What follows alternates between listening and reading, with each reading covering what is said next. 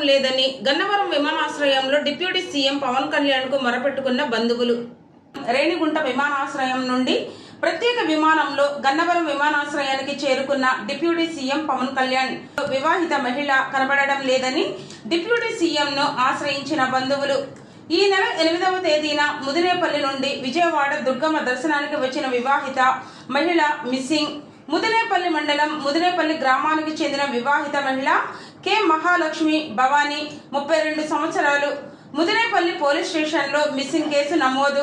తమ సహోదరి కనపడడం లేదని డిప్యూటీ సీఎం పవన్ కళ్యాణ్ని ఆశ్రయించగా నేను ప్రత్యేక బృందాలతో ఎంక్వైరీ చేయించి మీకు అప్పగించే బాధ్యత నాదని అభయమిచ్చిన deputy CM Pawan Kalyan miss అయిన వివాహిత బంధువులు డిప్యూటీ సీఎం పవన్ కళ్యాణ్కి ప్రత్యేక కృతజ్ఞతలు తెలియజేశారు.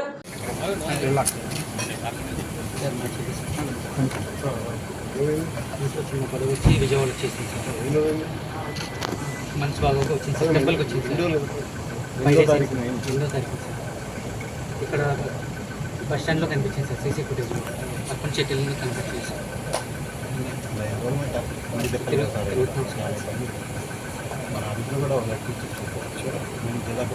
కానీ చాలామంది హ్యూమన్ ట్రాఫిక్ ఉంది,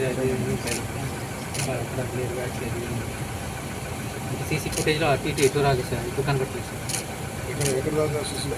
బస్ స్టాండ్లో కనపడ్డారు, అక్కడి నుంచి మిస్ కనబడుతుంది.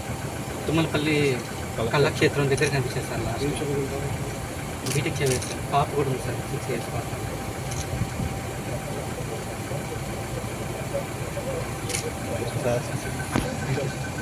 Thank you sir. సార్ వచ్చాను సైడ్ వచ్చాను.